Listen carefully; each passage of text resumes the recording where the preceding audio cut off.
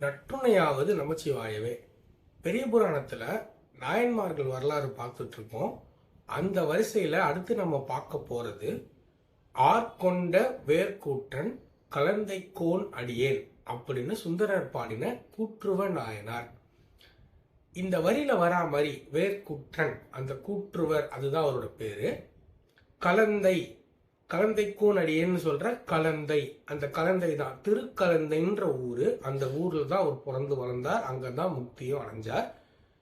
இது இன்னைய தேதியில கலப்பால் அப்படிங்கிற பேர்ல சொல்றாங்க. தஞ்சாவூர்ல இருக்கு இந்த ஊரு. அந்த ஊர்ல இருக்கிற சிவன் கொஞ்சம் ஃபேமஸானவர் தான். இவர் பாடல் பெற்ற ஸ்தலம் கிடையாது, ஆனா திருவிசைப்பா ஸ்தலம். திருவிசைப்பா இந்த கோயில்ல பாடியிருக்காங்க. அதுதான் இந்த ஊர் திருக்கலந்தை. இப்ப நம்ம கூற்றுவ நாயனாரை பத்தி சொல்லணும் அப்படின்னா, கூற்றுவ நாயனார் கூற்றுவர். அவர் இந்த கலந்தர் அப்படிங்கிற ஒரு மரபு, கலவார் அவங்கெல்லாம் அந்த மாதிரியான மரபுல வந்தவங்க. இவர் ஒரு குறுநில மன்னர், ஒரு ஒரு பெரிய ராஜா கிடையாது, ஆனால் ஒரு சின்ன ஒரு மன்னர். இவர் எப்படி இவர் ரொம்ப ஃபேமஸ் ஆனார் அப்படின்னா, மூவேந்தர்கள்னு சொல்லப்படுற சேர சோழ பாண்டியரை வெற்றி கொண்டவர். 3 பேரையும் வேற வேற பீரியட்ல போர் போட்டு வெற்றி பெற்றிருக்கார். அவர் தான் நம்ம கூற்றுவ நாயனார். இந்த கூற்றுவர் என்ன பண்றாரு அப்படின்னா, இந்த 3 பேரையும் வின் பண்ணியாச்சு. மணிமகுடம் சூட்டிக்கணும். ராஜானா மணிமகுடம் சூட்டணும். எந்த மணிமகுடத்தை சூட்டுறது? சேரரோட மகுடத்தை எடுத்து வச்சுக்கிறதா, சோழரோட மகுடத்தை வச்சுக்கிறதா, இல்ல பாண்டியரோட மகுடத்தை வச்சுக்கிறதா, இல்ல தனக்குன்னு ஒன்று கிரியேட் பண்ணிக்கிறதா? எப்படிப்பட்ட மகுடத்தை வச்சுக்கிறது? அது கொஞ்சம் டவுட் இல்லையா?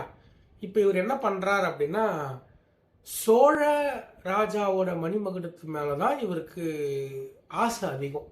அதை வச்சுக்கணும் அப்படிங்கிற ஒரு ஆசை. அதனால அவர் என்ன பண்றாருன்னா, சிதம்பரம், தில்லை, அந்த கோயில்ல இருக்கிற தீட்சிதர்கள், அதாவது தில்லை கோயில்ல இருக்கிற தீட்சிதர்கள் தான் மணிமகுடம் சூட்டணும் சோழ அரசர்களுக்கு. அதனால என்ன பண்றாருன்னா, அங்க போய் அவங்க கிட்ட சொல்றாரு, இந்த மாதிரி நான் வின் பண்ணிட்டேன், எனக்கு ராஜாவா மணிமகுடம் நீங்க தான் சூட்டணும் அப்படின்னு இவர் கேட்கிறாரு. இப்போ அவங்களோட இது என்ன அப்படின்னா, அவங்களோட முறைப்படி அவங்க சோழ மரபுல வந்தவங்களுக்கு மட்டும்தான் மணிமகுடம் சூட்டணும், வேற யாருக்கும் சூட்டக்கூடாதுன்னு ஒரு குறிக்கோள் இருக்கு, ஒரு ரூல் இருக்குன்னு வச்சுப்போம். இப்ப என்ன பண்றது? இவர் ராஜாவாயிட்டாரு, இவர் கேட்கிறாரு, இல்லைன்னு சொல்ல முடியாது, நமக்கு இதையும் மீறக்கூடாது, என்ன பண்றதுன்னு புரியல. அப்ப என்ன பண்றார், அந்த தீட்சிதர்கள் குரூப் எல்லாம் என்ன பண்றாங்கன்னா, ஒரு பர்டிகுலர் செக்ஷன், ஒரு குறிப்பிட்ட ஒரு மக்களை கூப்பிட்டு, நீங்க இதை பத்திரமா பாத்துக்கங்க அப்படின்னு சொல்லிட்டு அவங்க எல்லாம் என்ன பண்ணிடுறாங்கன்னா, கிளம்பி சேர நாட்டுக்கு போயிடுறாங்க. இவருக்கு இதை கேள்விப்பட்டோடனே இவருக்கு பயங்கர வருத்தம் ஆயிடுது. நம்மளால இவங்க இப்படி போயிட்டாங்களே, நமக்கு இல்லைன்னு சொல்ல முடியாத ஒரு நிலைமையில இருக்கிறதுனால வேற வழி இல்லாம அவங்க கிளம்பி இப்படி போயிட்டாங்களே, இதுக்கு நாம தானே காரணம் அப்படின்ற ஒரு வருத்தம் இவருக்கு வந்துடுது. இறைவனை வேண்டிட்டு படுத்துடுறார். என்னன்னு வேண்டுறாருன்னா, உங்க திருவடி தான் எனக்கு மணிமகுடமா இருக்கணும், மணிமுடியா எனக்கு உங்க திருவடியவே சூட்டிடுங்க அப்படின்னு இவர் இறைவனை வேண்டிட்டு இவர் படுத்துடுறார். கனவுல சிவன் அவரோட பாதத்தை இவர் தலையில வச்சு மணிமுடியை சூட்டி கொடுக்கிறார். இப்படித்தான் இவரு மணிமுடி பெறார். இது எல்லாருக்கும் தெரியவும் வருது. இவரோட பெருமை எந்த அளவுக்கு இருந்திருக்கணும், இவரோட சிவபக்தி எந்த அளவுக்கு இருந்திருக்கணும். இறைவனே தன் பாதத்தை, ஏன்னா இறைவனோட பாதம், சிவனோட பாதம் அவ்வளோ பெரிய விஷயம். அப்படிப்பட்ட ஒரு பாத தரிசனம் கிடைக்கிறதே பெரிய விஷயம். இவருக்கு அது மணிமுடியா வந்திருக்குன்னா இவரோட பெருமை என்னவா இருக்கணும்?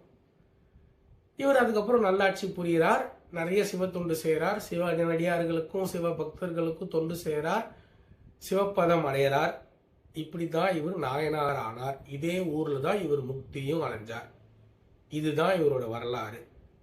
இதுல கிடைக்கிற மெசேஜ் என்ன அப்படின்னா, அடியார்களுக்கு சேவை செய்யணும். உங்க சிவபக்தி, நீங்க எவ்வளோ பெரிய ராஜாவாவே இருந்தாலும் சரி, சிவபக்தியோட சிவ அடியார்களுக்கு தொண்டு செய்யறது, சேவை செய்யறது, அவங்களுக்கெல்லாம் நீங்க நல்லது செய்யறது உங்க வாழ்க்கையை மேம்படுத்தும். அதுதான் இதில் கிடைக்கிற மெசேஜ். இன்னொரு நாயன்மாரை பற்றி இன்னொரு வீடியோவில் பார்க்கலாம்.